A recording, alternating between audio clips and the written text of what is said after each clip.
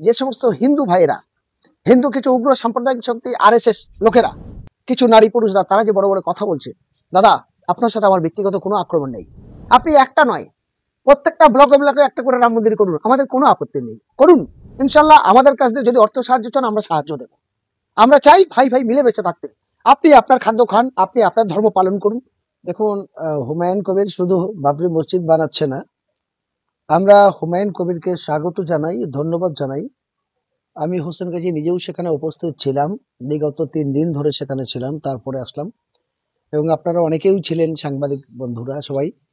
কিন্তু হুমায়ুন কবির যেটা চেয়েছে সেটা বাংলায় নয়, সারা ভারতবর্ষের, সারা বিশ্বের কাছে একটা ইতিহাসই গড়েছে। কারণ মুসলমানদের ঐতিহ্য যেটা ছিল বাবরি মসজিদ, সেটা ধ্বংস করেছে।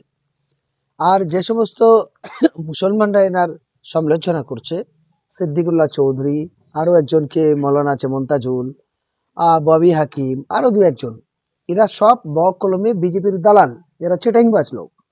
এরা এই সমাজের জন্য এদের অবদানটা কোথায়? এরা অর্থ, গদি, ক্ষমতার লোভের পেছনে সারা জীবন দৌড়েছে।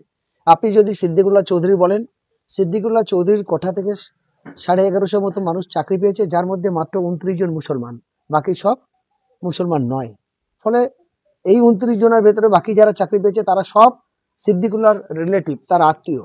সাধারণ মানুষ সিদ্দিকুল্লাহর দ্বারা কি পেয়েছে? আমরা চোষক। যে মুসলমানরা সিদ্দিকুল্লাহ চৌধুরীর কথায় নাচে গাছে, তারা কারা? কিছু খারিজি মাদ্রাসা যারা পরিচালনা করতো, রাবেতা বোর্ডটা তার হাতে আছে। সেই রাবেতা বোর্ড হাতে থাকার কারণে সার্টিফিকেট নিয়ে কালেকশন করার স্বার্থে তারা সিদ্দিকুল্লাহর কাছে মাথা নত। কিন্তু সিদ্দিকুল্লাহ চৌধুরী মাদ্রাসার নাম করে কোটি কোটি টাকার মালিক হয়েছে। ফলে এর থেকে সাবধান হতে বলবো। জনগণের জন্য কিছুই দেয়নি, সারা জীবন চাঁদা দাও আর মিটে নিয়ে চলো, এই হলো তার কাজ। ফলে সে মমতার পা চাটবে। সিদ্দিকুল্লাহ চৌধুরী একজন আলেম হলেও মমতার পা চাটবে, মমতা ওর ধর্ম মা হবে। কারণ এই সিদ্দিকুল্লাহ আজকের বলুন ওয়াকফটা পুরো মমতা ব্যানার্জির হাতে তুলে দিল বিজেপির। এতদিন পর্যন্ত মমতা ব্যানার্জি কেন কোর্টালটা চালু করতে বললেন না? 26শে নভেম্বর তিনি বললেন হঠাৎ রাতারাতি যে 5ই ডিসেম্বর লাস্ট, আর কোনো হচ্ছে না। কেন্দ্রীয় সরকার 2বার চিঠি করেছে এদের। লাস্টে মমতা ব্যানার্জি নিজের মুখ লজ্জা স্বার্থের জন্য বলেছে আপনারা অমিত কোর্টালে আপনার ওয়াকফ বোর্ডের কাগজপত্র সেন্ড করুন। কেন বলেছে? কবে বললো? 26শে নভেম্বর থেকে 5ই ডিসেম্বর, হাতে সময় কদিন? মাত্র 9 দিন। 9 দিনে হয়? তাহলে কত বড় প্রতারক চিটিংবাজ মমতা ব্যানার্জি।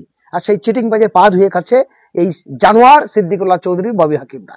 মনে রাখতে হবে, এরা মুসলমান জাতির কলঙ্ক। এরা যেখানে যাবে গো ব্যাগ দেখান, যেখানে যাবে জুতো ঝাঁটার মালা তৈরি করে এদের গলায় পরিয়ে দিন। কারণ এরা মুসলমান সমাজকে কত বড় ক্ষতি করছে আরো দেখুন। শুধু এখানে নয়, এরা আজকের যতগুলো ওয়াকফের মসজিদ, মাদ্রাসা, গোরস্থান চলে যাচ্ছে।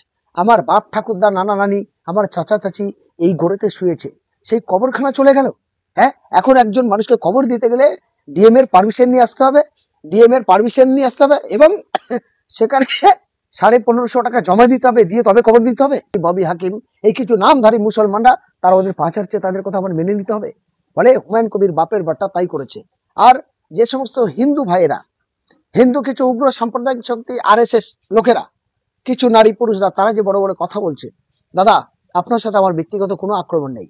আপনি একটা নয়, প্রত্যেকটা ব্লকে ব্লকে একটা করে রাম মন্দির করুন, আমাদের কোনো আপত্তি নেই, করুন ইনশাল্লাহ। আমাদের কাছ থেকে যদি অর্থ সাহায্য চান আমরা সাহায্য দেব। আমরা চাই ভাই ভাই মিলে বেঁচে থাকতে। আপনি আপনার খাদ্য খান, আপনি আপনার ধর্ম পালন করুন, আমরা আমাদের ধর্ম পালন করি, কিন্তু আপনি আর আমি সর্বোপরি শেষ মানুষ। আপনার রক্ত লাল, আমার রক্ত লাল। আপনার চোখ আছে পৃথিবী দেখেন, আমার চোখ আছে পৃথিবী দেখি। আপনার হাত আছে আপনি কাজ করতে পারেন, পা আছে চলেন, আমারও তাই। ফলে আপনার আমার মধ্যে কোনো বিভাজন নেই। আমার দেশে একটা কথা মনে রাখুন, 1947 সালের আগেই ইংরেজ ব্রিটিশ সাম্রাজ্যবাদ যখন আমাদের দেশ দখল করেছিল, তখন আমরা কিন্তু একসঙ্গে বলেছিলাম, পণ্ডিত গান্ধীর হাতে গিয়ে 1 লক্ষ টাকা তুলে দিয়ে বলা হয়েছিল যে আপনারা হিন্দু দলিত আদিবাসীদের এক জায়গা করুন, আমরা একসঙ্গে থেকে এই ইংরেজদের তাড়াই। তাই হিন্দু মুসলিম দলিত আদিবাসী শিখ ইসাই সবাই খ্রিস্টান একসঙ্গে কাঁধে কাঁধ মিলে সেই ইংরেজদের তাড়ানো হলো। এই কথা কি ভুলে যাবেন? অস্বীকার করবেন? মানবেন না? বলুন, মানবেন না? তাহলে আপনারা সংখ্যা বেশি, আপনারা আমাদের দাদা, আপনারা সংখ্যায় বেশি, আপনারা আমাদের দিদি, আমরা আপনাদের ছোট ভাই। কিন্তু আমরা চাই আমাদের ভারতবর্ষের মিলনতিথি, ভারতবর্ষের সংবিধানকে রক্ষা করে সারা বিশ্বের কাছে ইতিহাস পৌঁছানোর জন্য। কিন্তু লড়াই হোক ভাতের লড়াই, লড়াই হোক কর্মস্থানের লড়াই, লড়াই হোক হসপিটালের লড়াই, দাদা কিন্তু